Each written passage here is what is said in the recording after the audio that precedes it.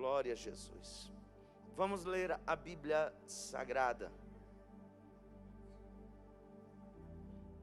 Você que trouxe o exemplar da Bíblia, abra a sua Bíblia no primeiro dos Evangelhos.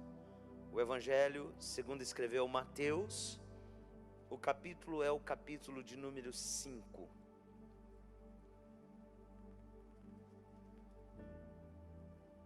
Mateus, capítulo de número 5. Todos e todas que trouxeram suas Bíblias, vamos ler. Eu vou ler na versão da Bíblia a mensagem. Provavelmente vai estar um pouco diferente da sua versão, mas o sentido é o mesmo, tá bom? Vamos ler então a partir do verso 1. Quando percebeu que o seu ministério começava a atrair multidões imensas, Jesus subiu a uma montanha e solicitou aos que estavam aprendendo com ele que o acompanhassem. Quando chegaram a um lugar bem tranquilo, Jesus se assentou e começou a ensinar os seus companheiros de caminhada. Eu amo essa versão, especialmente quando diz assim: ele se ausenta da multidão, sobe uma montanha e vai ensinar bem de perto seus companheiros de caminhada. Verso 3, na sua versão provavelmente está dizendo assim: bem-aventurados. Aqui diz assim: abençoados são vocês que nada mais têm para oferecer quando vocês saem de cena, há mais de Deus do que do seu governo. Verso 4, abençoados são vocês que sofrem por terem perdido o que mais amavam, só assim poderão ser abraçados por aquele que é o amor supremo. Abençoados são vocês que se contentam com o que são, nem mais nem menos. Assim vocês verão como os orgulhosos, donos de tudo que não pode ser comprado. Abençoados são vocês que sentem fome de Deus. Ele é comida e bebida, é alimento incomparável. Verso 7, abençoados são vocês que se preocupam com o bem-estar dos outros. Na hora em que precisarem de ajuda, também vão receber cuidado.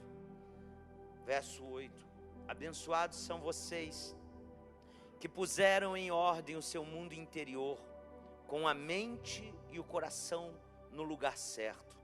Assim, vocês poderão ver Deus no mundo exterior. Abençoados são vocês que conseguem mostrar que cooperar é melhor que brigar ou competir.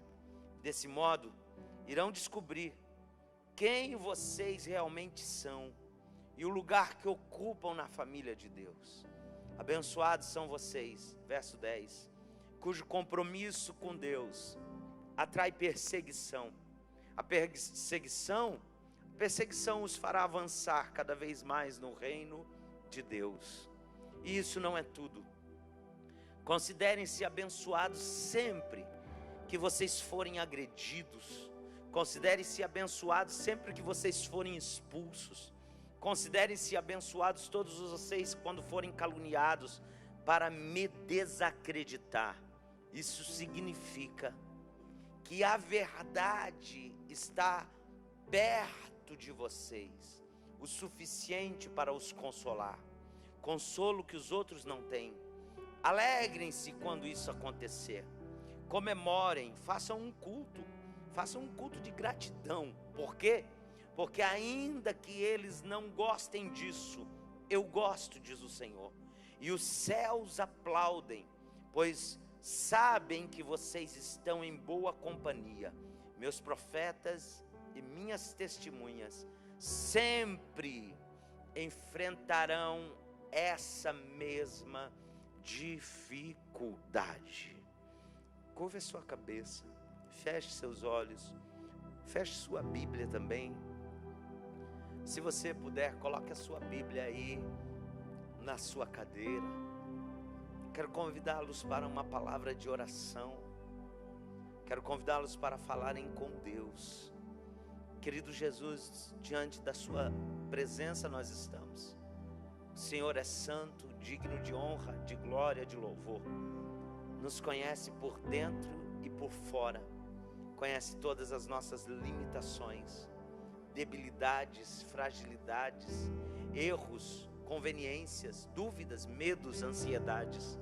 Por isso, mais uma vez, essa noite, nos colocamos diante da Tua sublime presença, todas as nossas debilidades, reconhecendo que nós precisamos, dependemos de Ti, Senhor. Tudo que foi feito aqui é para Ti. Que a Tua palavra venha ao nosso encontro mais uma vez, tocar os nossos corações, tocar a nossa consciência, mudar o nosso interior. Falar, Senhor, o nosso homem, as mulheres que estão aqui, que precisam de uma palavra vinda da Tua parte, Senhor, do Teu trono. Nós repreendemos toda e qualquer distração, toda e qualquer preocupação, todo e qualquer medo, toda e qualquer ansiedade. E declaramos os céus abertos sobre esse ambiente. Não, você não entendeu. Eu declaro os céus abertos, a porta da palavra. Nada nem ninguém pode subsistir ou superar o poder da palavra na nossa vida. Na autoridade do nome de Jesus, na autoridade do nome de Jesus, que as mentes estejam cativas à sua voz.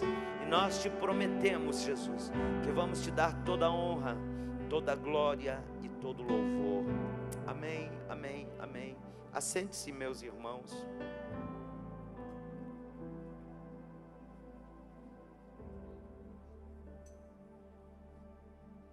Depois de uma série com um tema tão sugestivo, que em nome de Jesus se tornará um livro, Casas Sobrenaturais, há uma orientação de Deus para falarmos um pouquinho, e começamos hoje, como se fosse uma preparação, estabelecendo alguns fundamentos. Ei, olha aqui para mim, por favor. Para o novo ano que vai começar. Daqui 56 dias, nós romperemos com mais uma virada de ano. Daqui 56 dias, 2019 ficará para trás, e nós entraremos num novo ano. E esse tema que nós vamos começar é um tema um pouco subjetivo, mas é um tema que você vai entender à medida que nós formos ministrando qual é a proposta, o que é que Deus falou conosco para que liberássemos essas sementes antes que 2020 chegue. O tema é só uma palavra: novamente. Diga novamente. Não, todos senão não vale. Diga novamente. Esse é um tema muito sugestivo, é um tema muito oportuno. Porque, como disse, novamente nós estamos na eminência de comemorar mais um Natal. Novamente nós estamos na eminência de mais um ano que vai começar. E a minha ministração essa noite, ela vai dividir-se em 3 partes. Primeiro, eu vou falar sobre novamente como um período que pode ser cíclico, algo que pode ser repetitivo. Eu vou falar como novamente, como algo que pode ser oportuno, oportunidades. E eu vou falar sobre novamente, muito dentro da etimologia da palavra. Novamente, uma mente nova. E eu preciso que você acompanhe o meu raciocínio. Eu quero ser muito didático. Eu quero ler bastante essa noite, porque nós vamos dar o start de uma caminhada que pode ser muito promissora e que pode determinar muito dos próximos 365 dias que vão se iniciar daqui 56 dias. Meu Deus, parece que foi ontem que nós comemoramos Natal, Ano Novo, iniciamos 2019, mas agora estamos encerrando essa estação, esse ano. Estamos muito próximos de novamente começarmos uma nova etapa da nossa vida, um novo momento. Eu iria escrever um comentário sobre Mateus 5, mas eu preferi trazer as palavras da Henrietta Mears, que com muita excelência, preste atenção nisso, com muita maestria, com muita graça, ela comenta os capítulos 5 ao capítulo 7 do Evangelho de São Mateus. E ela diz assim, preste atenção nisso, ela diz assim: todo reino precisa ter leis, todo reino precisa ter padrões para governar seus súditos. E ela então diz: o reino de Deus não é uma exceção.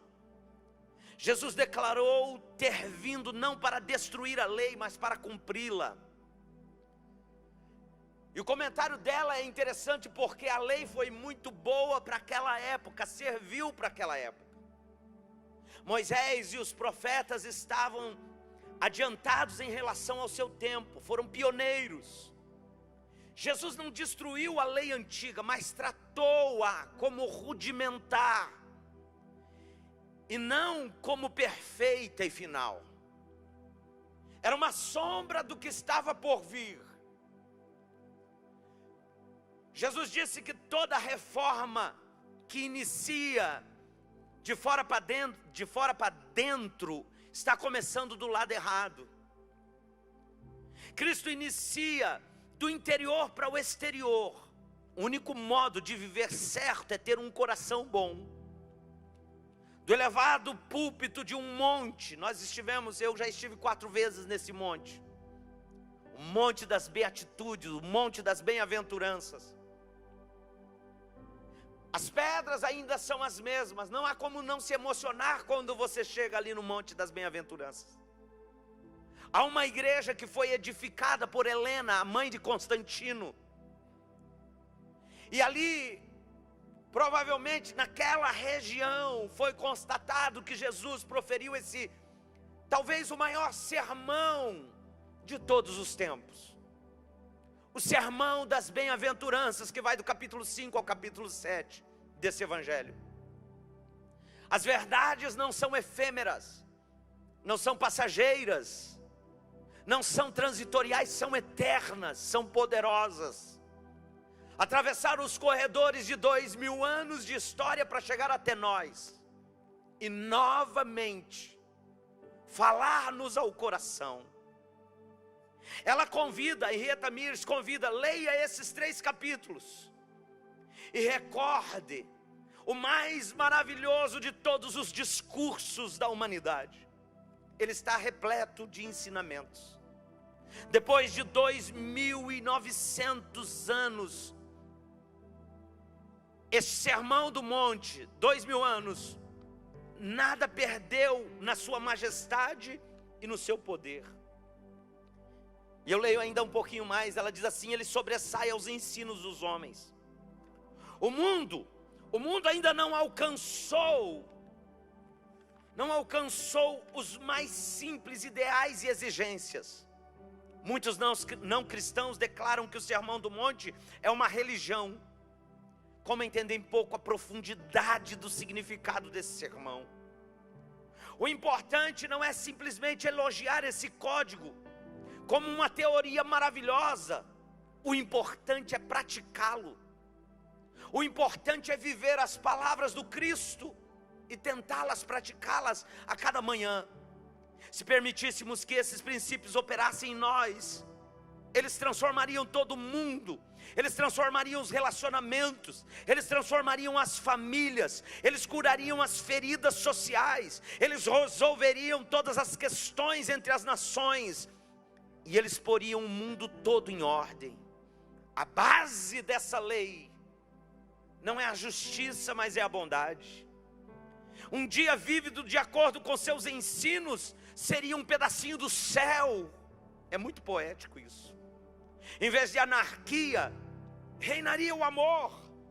Cristo mostra que o pecado não consiste apenas no ato cometido, mas também no motivo, na motivação que o provocou. Ninguém pode esperar perdão se não for perdoa. Ninguém pode esperar perdão se não perdoa. Alguém já penetrou na profundidade de Mateus 7,12? É fácil de ler, mas é muito difícil praticar. Ela continua falando sobre esse sermão. Eu peguei apenas esse pedacinho para você entender. Quando falei que há uma igreja edificada, há um comentário que o guia lá em Israel faz para todas as vezes que a gente vai lá. Ele diz: olhem, essa igreja ela é toda rústica por fora. Ela não tem beleza nenhuma atraente por fora. E quando você entra, aquilo que por fora é só um reboco, é só um acabamento simples. A cúpula daquela igreja é de ouro maciço. Por quê? Porque a ideia é traduzir exatamente a essência das palavras de Jesus. Que o importante não é o que está aparente, o importante não é o que está fora, o importante não é aquilo que as pessoas estão vendo. E na introdução ainda desta palavra, lembro-me de quando Samuel vai ungir Abinadab, Samá e Eliabe e os outros filhos que passam na sua frente. E Deus diz: Samuel, não atentes para a aparência, porque Deus não vê como o homem vê. O homem olha para o que está para o lado de fora, mas o Senhor contempla o interior e o coração. Quantos podem aplaudir a Jesus por essa boa palavra? Por isso esse tema de uma palavra só, novamente. Novamente pode representar, em primeiro lugar, algo cíclico. Quando falo disso, estou falando de algo que denota repetição. De novo, caiu. Novamente, levantou. Novamente, perdeu. Novamente, ganhou. Novamente, de novo, outro culto. Algo cíclico. Algo que acontece com frequência. Mas novamente também pode ser a aspiração de algo que à luz da razão humana, à luz das lógicas humanas, pode ser impossível de se realizar. Por exemplo, alguém pode olhar no espelho e dizer: ah, quem me dera se eu fosse jovem novamente. Eu posso olhar no espelho e depois olhar para o cabelo do Asaf e dizer: que saudade do tempo que eu fazia assim. Não é chique fazer assim? Por quê? Porque é algo impossível de se realizar. Porque ficou no passado, sabe? Algum tempo atrás eu estava lá em Fortaleza pregando e Deus me deu uma frase que me acompanhou desde lá. A gente não pode voltar ao passado. A gente não pode voltar ao início de 2019. A gente não pode voltar anos atrás. Mas a gente pode voltar ao princípio das coisas. Porque o princípio continua sendo a palavra de Deus. E ela nos assegura de um lugar onde os caídos são levantados, aonde os cegos voltam a ver, aonde os coxos são levantados. Ah, meu Deus, se você entendeu o que eu estou falando essa noite. Eu estava estudando isso hoje à tarde, pensando, orando. Aí a pastora Lara vem aqui me ajudar a estudar um pouquinho. E eu me lembrei que no dia 5 de novembro é o dia que meu pai completava aniversário. E eu só me lembrei hoje à tarde, porque já faz alguns anos que eu não tenho mais na minha vida. E eu aprendi, eu li uma frase uma vez, que saudade é o amor que fica. Algumas vezes eu cheguei a pensar que o que ficou só foi algumas fotos no computador, no celular, no iPad, alguns filmes pequenos, para relembrar meu pai.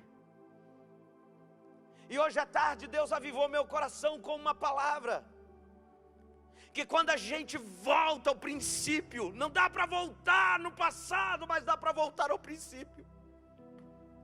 Isso significa que o meu pai não morreu. Isso significa que o meu pai não foi embora, não, ele voltou para casa. A esperança avivou meu coração. Por quê? Porque essa é a minha esperança. Daqui a pouco eu também vou voltar para casa e eu vou reencontrá-lo para tomar um chimarrão com ele no céu.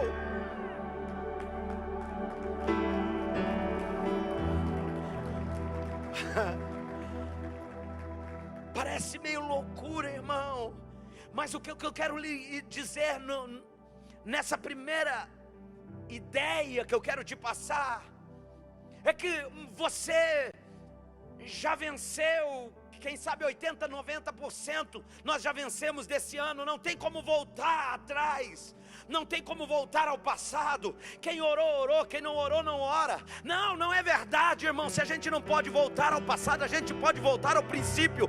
Sábado tem oração, você vai levantar um altar de oração. Jejua, levanta de madrugada, o ano não acabou, porque você pode voltar ao princípio. Aplauda Jesus como crente.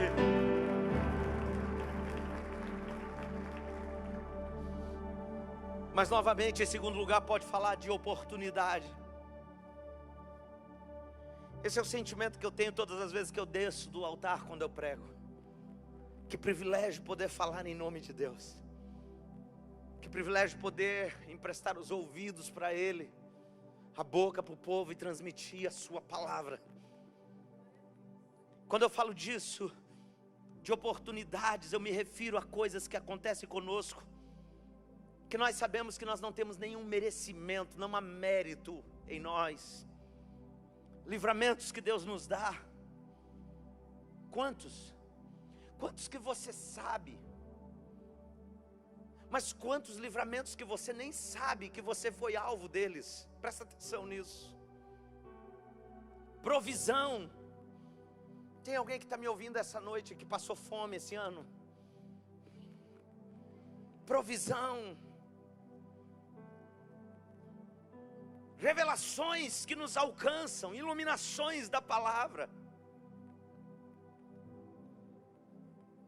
O que nós chegamos à conclusão quando estamos terminando um ano é que a maioria absoluta dessas benécias, desses favores, se dá fruto à misericórdia e à graça de Deus. Irmãos, se nós formos honestos, sinceros, se nós formos coerentes, nós vamos chegar à conclusão de que existe gente muito melhor do que nós, muito mais bem preparada do que nós, que nunca andou onde nós andamos, que nunca vestiu o que vestimos, que nunca comeu o que comemos. Se nós formos coerentes, porque tem gente que ainda pensa: não, pastor, o senhor não está entendendo, isso é fruto do meu trabalho. Tem gente que trabalhou mais do que você, e que nunca ganhou o que você ganha, que nunca andou com um carro que... Ei, presta atenção, porque você tem que entender o que eu estou falando. Não tem a ver com méritos, tem a ver com graça, com favor, com misericórdia. Quer exemplos bíblicos? Quem usaria Moisés, o maior líder do Antigo Testamento, depois que ele matou um egípcio e fugiu? Irmãos, ele era um fugitivo da justiça. Já imaginou chegar aqui um fugitivo da justiça que matou um homem? Será que ele poderia entrar na nossa diaconia? Ele tinha que levantar a lebre dele e entregar ele para a polícia. Será que ele poderia ser o pastor de uma igreja, da maior igreja que já existiu?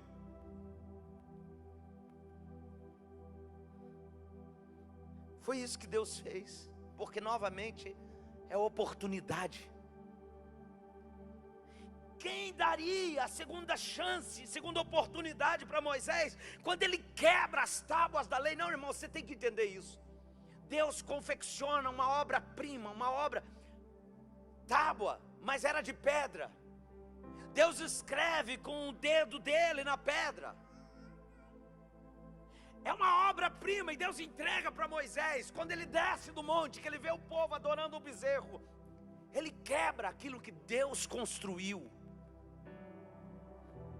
Se fosse Deus, eu castigaria Moisés. Deus convida Moisés para subir de novo, novamente. Sobe de novo, 40 dias subindo, esperando, para agora confeccionar novamente aquela. Isso é oportunidade de um Deus que não é homem. Isso é oportunidade de um Deus que não pensa como homem. Isso é oportunidade de um Deus imanente, transcendente, que não cabe. Um dia a Rabi estava falando aqui, pregando, ela disse assim: eu procurei alguns versículos para falar de amor, mas eu descobri que de Gênesis ao Apocalipse, a Bíblia destila amor, derrama amor, emana amor, é mais amor do que você pensa ou merece.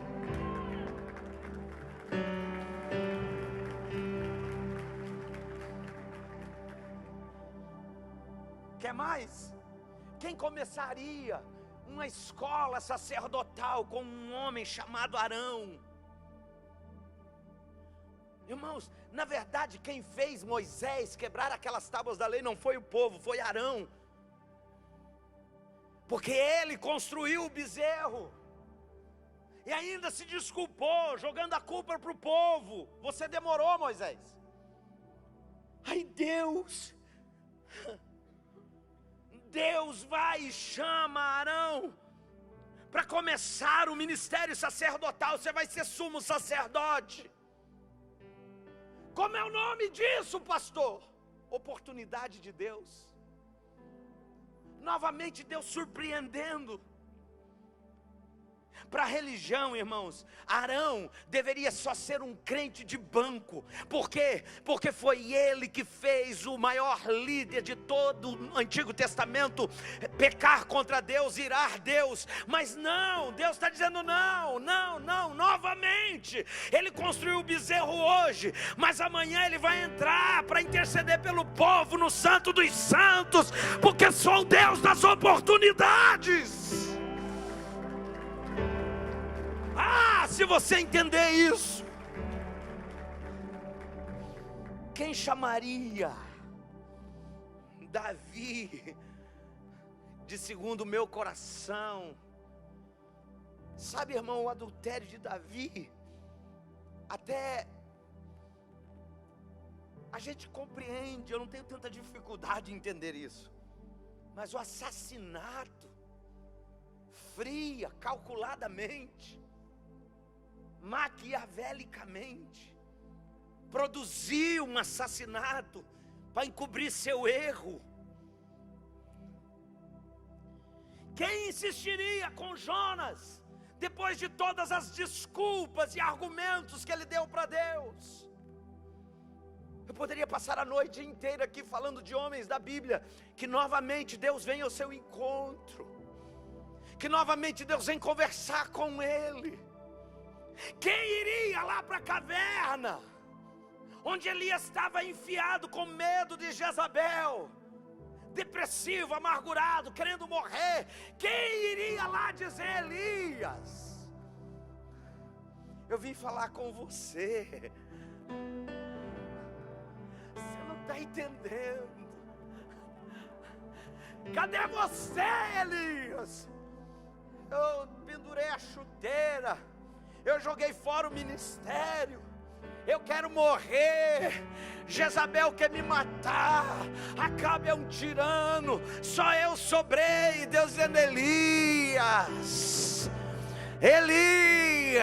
ah, meu Deus, vem para fora, porque novamente eu quero falar com você. Deus vai falar com Elias, mas Deus não vai tirar Elias da caverna. Deus vai dar oportunidade de Moisés construir as tábuas, mas agora Deus não vai dar nada pronto para Moisés. Sabe o que? Deus está terminando um ano com a gente está terminando um ano com Deus. E talvez eu esteja falando para gente que quebrou tábuas. Talvez eu esteja falando para gente na caverna. Talvez eu esteja falando para gente como Jonas, murmurador de carteirinha, apesar de ser profeta. Talvez eu esteja falando para gente que esteja fugindo. Talvez eu esteja falando para gente que esteja desanimado. Mas essa noite novamente a palavra dele vem ao teu encontro nesse lugar. Eu quero que você levante as suas mãos aos céus. Você serve um Deus que não desiste. Você serve um Deus que não desiste. Agora eu não quero palmas, eu quero que você abra a sua boca e diga alguma coisa ao Deus que não desiste, ao Deus que persiste, ao Deus que vai lá na caverna, ao Deus que vai lá no navio, ao Deus que vai lá na tua vida, lá na tua casa. Te entrego tudo, te entrego tudo. Não há nada melhor que me entregar a ti. Te entrego tudo. Novamente a oportunidade. Sabe? Deixa eu pregar um pouquinho para você. Aleluia. Aleluia. Sabe, as 4 principais perguntas que eu encontro no Novo Testamento são as perguntas que Paulo faz, que estão ligadas com oportunidades e com proteção e com provisão e com direção. Romanos 8:31, Paulo diz assim: gente, Samuel Suana, se Deus é por nós, quem será contra? Acorda, quero viver. Acorda, quero viver. Paulo está dizendo assim: se Deus, o supremo arquiteto do universo, é por nós, quem será contra? Antes que esse ano acabe, Deus te trouxe aqui para você ouvir isso, querido, querida. Ele é por nós. Ele é por nós. O Salmo 90, verso 1 diz assim: Senhor, Tu tens sido nosso refúgio de geração em geração. Ou seja, meus pais nasceram, meus pais morreram, meus filhos nasceram, minha geração morreu, e o Senhor continua sendo nosso refúgio. Ah, meu Deus. Salmo 46 diz assim: Deus é, esse verbo ser aqui é contemporaneidade de Deus. Não é Deus foi, não é Deus será, Deus é nosso refúgio e fortaleza, socorro bem presente na hora da angústia. Pelo que não temeremos, ainda que a terra se mude, ainda que os montes se transportem para o meio dos mares, ainda que as águas rujam e se perturbem, e ainda que os montes se abalem pelas suas bravezas, há um rio cujas correntes alegram a cidade de Deus. Deus está no meio dela, não será abalada, porque Deus é por nós. Será que tem alguém entendendo isso essa noite?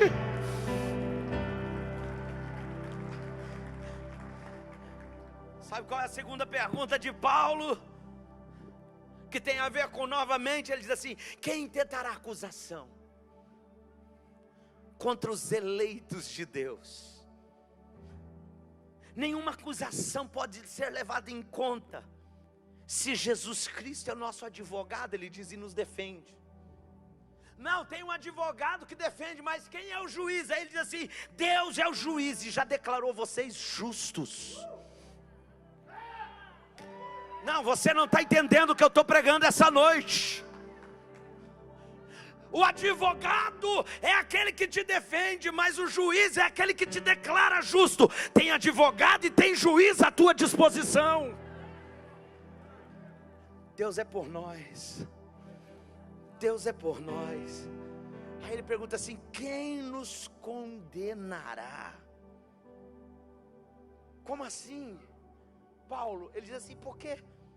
Porque ele morreu e ressuscitou. Ele morreu, ressuscitou, está à direita de Deus. Ele morreu, ressuscitou, está à direita de Deus, mas também intercede por nós. Ele morreu, ele ressuscitou, ele morreu e ressuscitou, mas além de morrer e ressuscitar, ele está à direita de Deus, e além de estar à direita de Deus, ele intercede por nós. Deus fala de você no céu, irmão. Deus fala do pastor Adalberto, e lá eu não sou pastor, lá eu sou filho.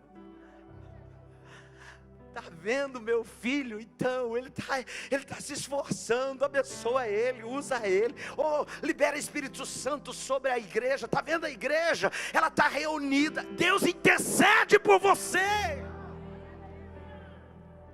E aí a pergunta mais poderosa, novamente: quem nos separará do amor de Deus?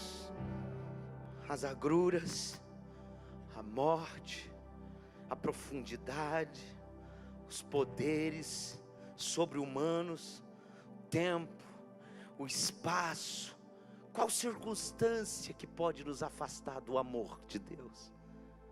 Ele termina dizendo: nada. Não, você não entendeu nada. Poderá nos separar do amor de Deus quem está em Cristo Jesus. Aplauda Ele essa noite. Eu preciso correr, porque novamente, em terceiro lugar, fala de uma mente renovada. Escute isso. Novamente fala de mente nova. E sabe, nesse tempo não se trata de pensar diferente, não se trata de ter a última revelação, não se trata de saber das últimas novidades do mundo gospel, não se trata de ter solução, resposta e garantia. Eu creio que o propósito de Deus é que tenhamos uma nova maneira de pensar sobre as mesmas coisas que nós já aprendemos. Eu creio que Deus quer que nós reavivemos no nosso coração, para essa nova estação, aquilo que nós já aprendemos, mas que por algumas circunstâncias, por alguns motivos, por isso não se trata de nada extraordinário para 2020, porque desse altar você recebeu tanta palavra, tanta palavra, tanta palavra. O que é que Deus quer que você faça com tudo isso? Deus quer que você tenha uma atitude sobre essas mesmas coisas que você recebeu. Nós lemos as bem-aventuranças. A pergunta é: quem são os mais que felizes? São aqueles que desenvolvem a mente de Cristo, são aqueles que desenvolvem os conceitos do Cristo. É por isso que precisamos de uma renovação de mente. Escute, deixa eu ler um texto para você, que você conhece de cor e salteado, mas deixa eu ler para você, nessa versão da Bíblia, a mensagem. Olha só o que Paulo diz aos Romanos, capítulo 12, verso 1 e 2. Portanto, com a ajuda de Deus, eu quero que vocês façam o seguinte. Ei, irmão, presta atenção nisso. entreguem a vida cotidiana, dormir, comer, trabalhar, passear, a Deus como se fosse uma oferta. Eu vou repetir isso. Coisas que não tem nada de extraordinário. Não se trata de pensar algo diferente sobre isso, mas sim de pensar sobre as mesmas coisas de maneira mais excelente e observar isso como princípio para 2020. Ele diz assim: a Deus como se fosse uma oferta. Receber o que Deus fez por vocês é melhor do que o que vocês podem fazer por Ele. Não se ajustem às demais culturas. Ei, quero viver. Não se ajustem às demais culturas, a ponto de não poderem pensar mais. Em vez disso, concentrem-se a atenção em Deus. Vocês serão mudados de dentro para fora. Descubram o que Ele quer que vocês e tratem de atendê-lo. Diferentemente da cultura dominante, que sempre os arrasta para baixo, ao nível da imaturidade, Deus quer extrair em 2020 o melhor de vocês e desenvolver em vocês uma verdadeira maturidade. Aleluia! Não, você tem que aplaudir melhor. Qual é o legado que Jesus deixou, pastor? Vou falar sobre 3 coisas rapidinho. Primeiro, novamente o nascimento de Jesus aparece no foco da nossa crença, para nos ensinar a lição da humildade, a maior humildade que o mundo já conheceu. Escuta só, irmão, Ele é o rei que nasce servo, Ele é o Deus que se faz homem, Ele é a transcendência que se esvaziou da sua glória. Isso aqui é uma mensagem sobre Cristo. Paulo diz que Ele se esvaziou descendo todos os degraus da humilhação. Filipenses 2, 9 a 11. 7 degraus. Sai da esfera da trindade, passa pela esfera dos serafins, dos querubins, dos anjos, arcanjos, desce a esfera de um embrião, nasce como todos os homens nascem, morre a morte de todos os homens. Sabe como o pastor Hernandes Dias Lopes traduz isso? Ele diz assim: Ele é o dono do mundo que nasceu num coxo de palha. Que lição é essa, pastor? A lição da humildade. Recém-nascido, ele tem que atravessar 2 desertos: o deserto do Sinai e o deserto do Saara, fugindo de um louco chamado Herodes. Ele cresceu trabalhando numa carpintaria, uma profissão simples e humilde. Começou seu ministério não como alguns alucinados, sem entendimento, dizem como um milionário, porque montou uma padaria para multiplicar pão, porque ele multiplicou pão, então ele montou uma padaria. Outros malucos dizem que ele tinha uma casa na praia, por isso era rico. Não, ele não tinha onde reclinar a cabeça. Novamente nós invocamos o Cristo encarnado para uma reunião, para dizer, Filipenses 2, de 9 a 11, que Ele se esvaziou, se esvaziou, se esvaziou, se tornou servo. E o que é que a humildade de Jesus denuncia essa noite? Denuncia a nossa soberba, denuncia o nosso orgulho, denuncia a nossa autossuficiência. Porque Mateus 11, 29, ele diz: aprendam de mim que sou manso e humilde de coração. Ah, meu Deus, será que você está entendendo isso? Marcos 10, 43, ele diz assim: quem quiser ser grande entre vós, que sirva a todos, pois o Filho do Homem não veio para servir, mas ele veio para, não veio para ser servido, mas veio para servir. Ele veio para dar a vida em resgate de todos os homens. Humildade.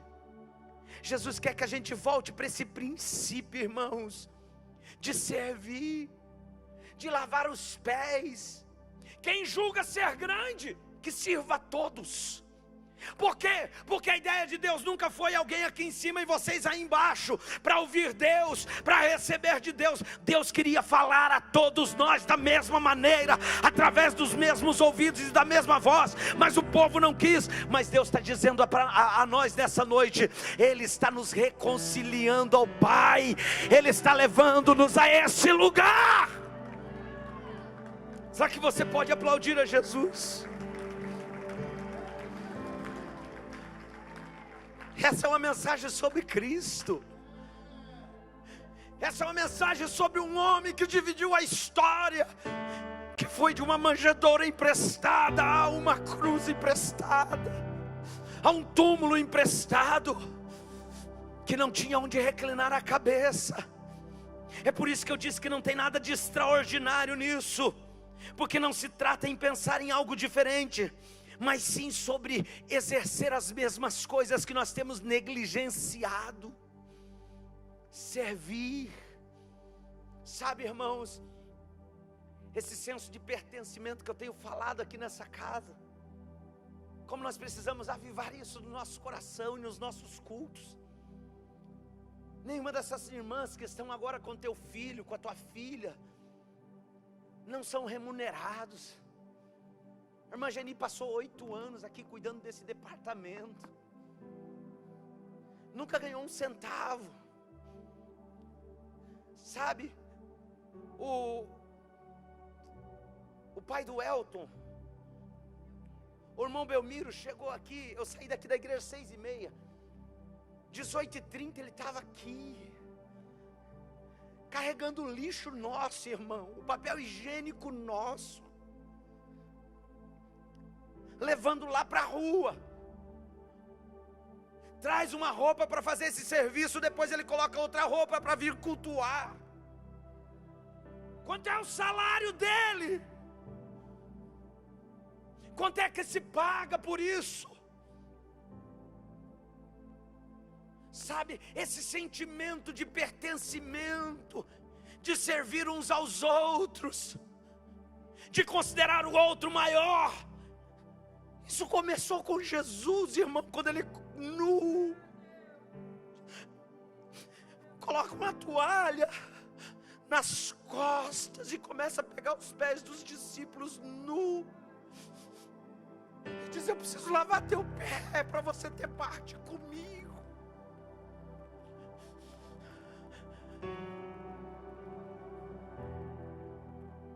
Eu preciso lavar seu pé. Pedro diz: não, Senhor, eu não vou deixar de maneira nenhuma você lavar meu pé. Ele diz: se você não deixar eu fazer isso, Pedro, você não tem parte comigo no meu reino. Aí Pedro, que era sanguíneo, diz: então dá um banho no corpinho todo. Ele diz: não, Pedro, você já está limpo pela minha palavra. O que você precisa aprender é humildade.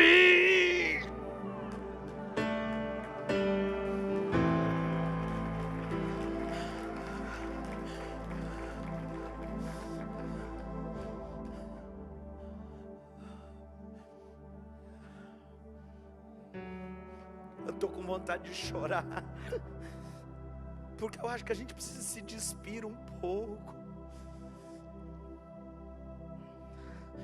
Estava vendo um cara falar um absurdo na internet de um púlpito de uma igreja. Perderam uma referência de santidade, perderam uma referência de altar, de púlpito, perderam uma referência. Está sendo banalizado tudo e todos. Meu Deus, aonde isso vai parar? Precisamos voltar para a carpintaria. Precisamos voltar pelas ruas empoeiradas de Belém. Cresceu em Nazaré, uma vila pobre, sem expressão, que só foi conhecida depois que ele passou por lá, porque depois que Jesus passa, ele muda a história. Ah, se você entender, aplauda o nome dele essa noite.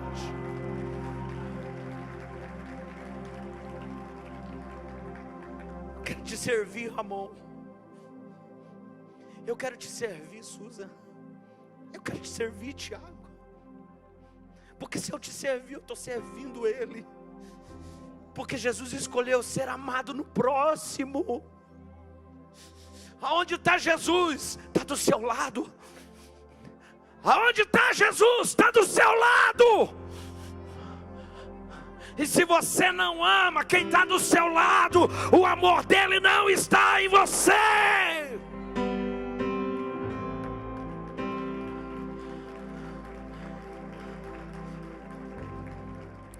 Novamente, a lição da humildade.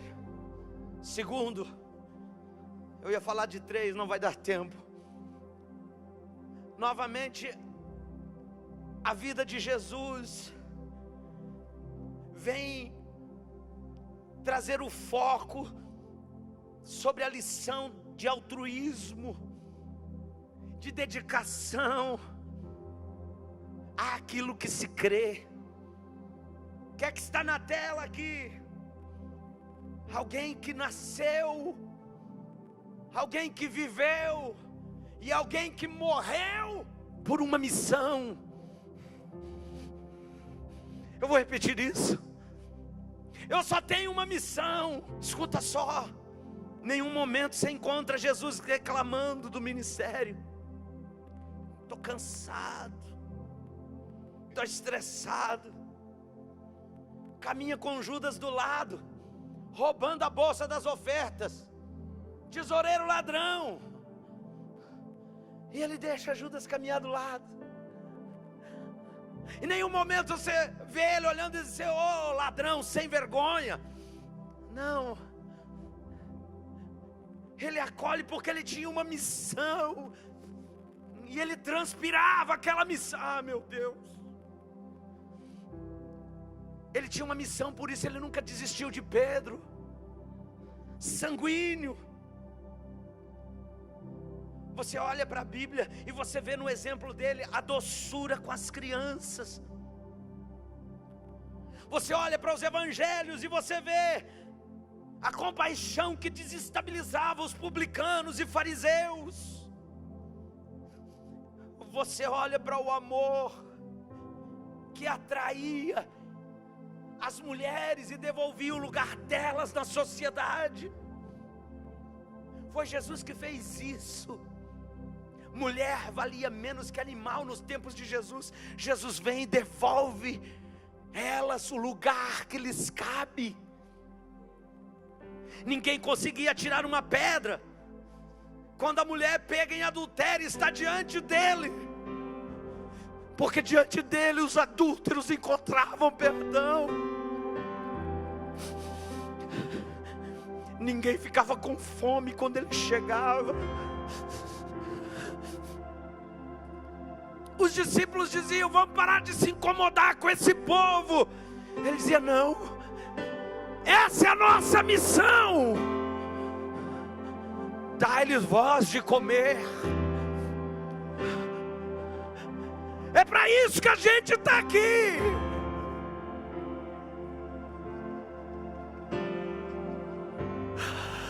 Alguém tem alguma coisa? Saiam perguntando se alguém tem alguma coisa. É um menino com 5 pãezinhos e 2 peixinhos. Isso dá. Trazem para Jesus e o pão vira pão borracha. Ele vai tirando e quanto mais tira, mais tem. Porque essa era a missão dele, ele transpirava isso. Eu vim para isso, eu existo para isso. Tem mais alguém com fome? Leva pão, leva pão, leva peixe. Leva pão, leva pão, leva peixe. Leva pão, leva pão, leva peixe. Sobrou 12 cestos cheios. Sabe o que o Hernandes Dias Lopes diz de Jesus? Jesus é a exegese de Deus. Você quer conhecer Deus? Olha para Ele.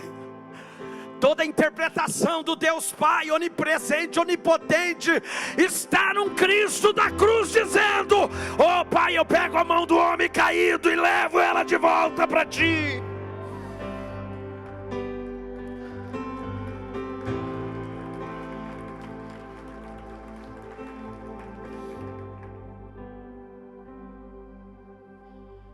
É essa paixão que novamente precisa queimar aqui dentro. Sabe, doutor André, é isso que Ele quer impartir com você. Você não vai multiplicar pães, mas você vai multiplicar saúde para pessoas. Professoras que estão aqui, você não vai multiplicar pão, mas você vai multiplicar conhecimento. Você não está entendendo, advogados que estão aqui, você não vai multiplicar pão, mas você vai multiplicar justiça nessa nação. Novamente, quando Ele estiver nos teus poros, se você varrer a rua dessa cidade, Ele estará recebendo glórias e honra nessa cidade.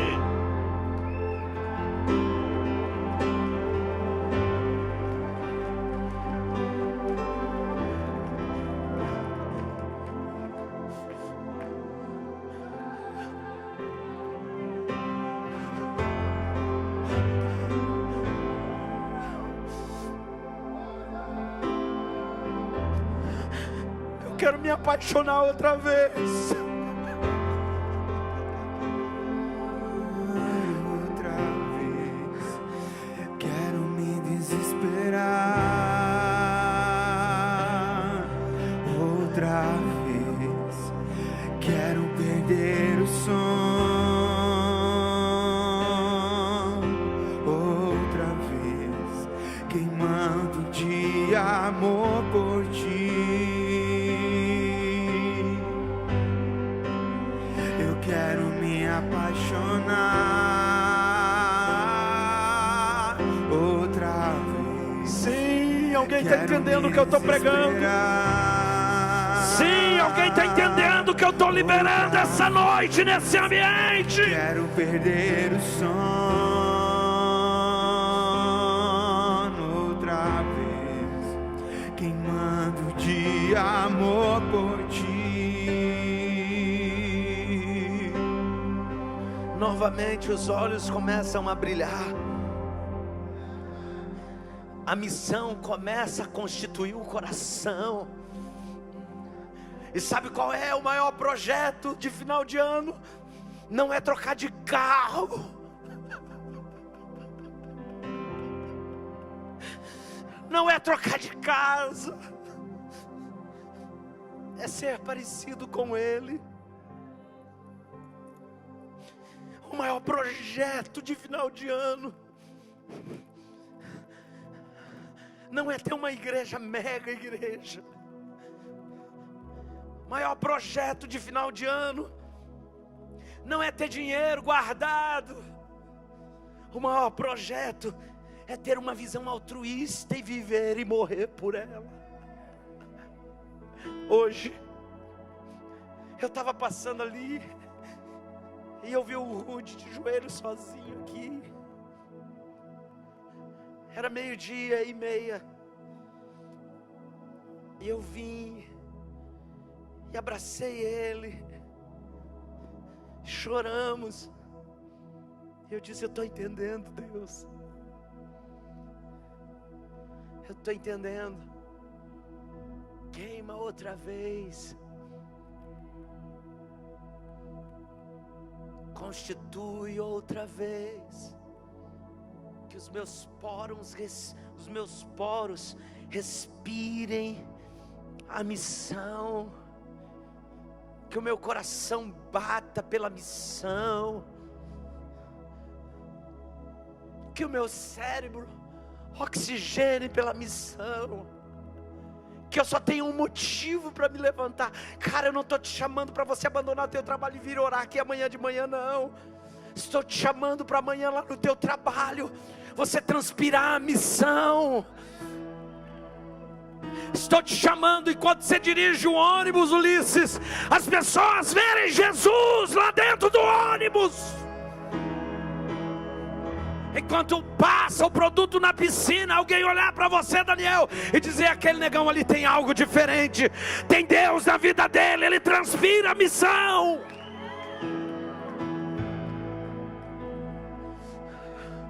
Quando você estiver indo para o parque, quando você estiver no trânsito, Giovanni, quando você estiver no escritório, homem, quando você estiver com os teus turistas, eles vão olhar e vão dizer: tem alguma coisa diferente, porque novamente o carpinteiro ressurgiu na cena. Tem alguma coisa diferente acontecendo. Oh meu Deus, levante a sua mão, dê um grito de glória nesse lugar. Chega de murmurar, chega de reclamar, chega de querer desistir. Sai da frente, Satanás. A missão te alcançou essa noite. A missão te alcançou essa noite.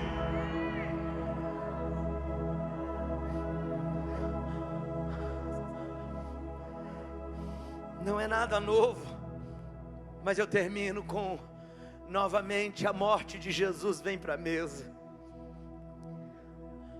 22 horas.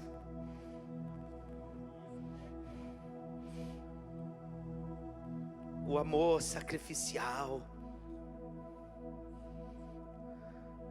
Sabe o que eu amo naquelas camisetas que foram mandados confeccionar aqui? Voluntários. Sim. Ninguém prendeu o meu Jesus. Ele caminhou voluntariamente aquela via dolorosa. Não, você está pensando que foram os romanos que levaram ele? Não, ele se deu. Ele se entregou como um cordeiro. O amor sacrificial. Morrer a nossa morte, para que a gente viva a vida que Ele tem para a gente.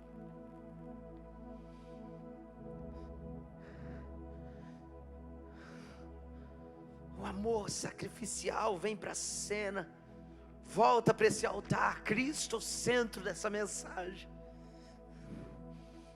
Olhe para Ele.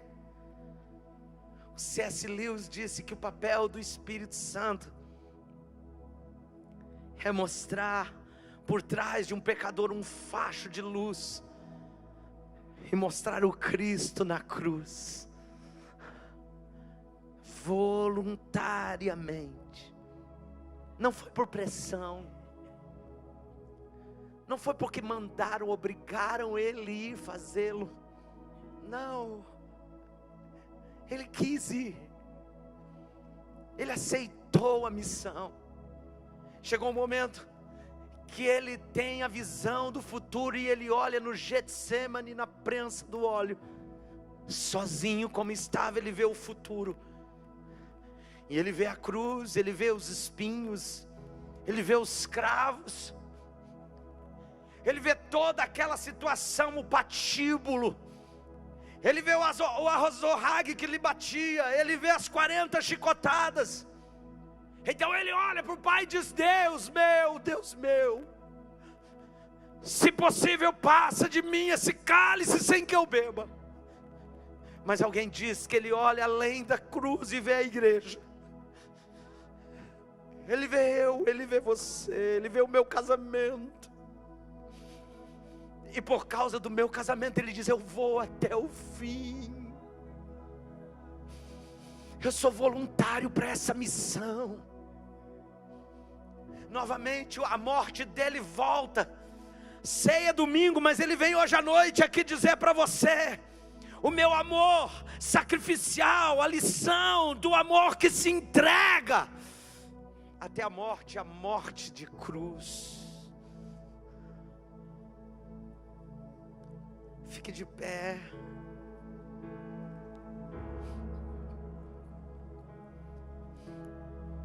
Feche seus olhos.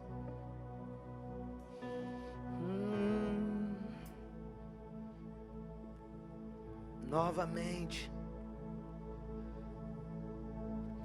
é o mesmo conhecimento com uma nova atitude. É o que você já ouviu tantas vezes sendo respondido de outros jeitos. Em nome de Jesus, pega a mão da pessoa que está do seu lado. Eu não sei se essa palavra não tocou você. Me dá um sermão para eu pregar que toque. Me dá um esboço que mexa com você. Porque Jesus voltou a ser o centro do sermão, o centro da liturgia. Ele está sentado no trono dele essa noite e dizendo: ninguém mais rouba a minha glória. O exemplo de humildade, o exemplo de quem cumpre a missão, o exemplo de entrega sacrificial. Novamente volta para trazer a você essas mesmas verdades, esperando que você tenha atitudes diferentes, que você responda responsivamente. Não, segura a mão desse irmão aí, levanta a mão dele assim e começa a orar agora. Não espera por mim orar não, Senhor, que essa palavra encontre nossos corações mais uma vez.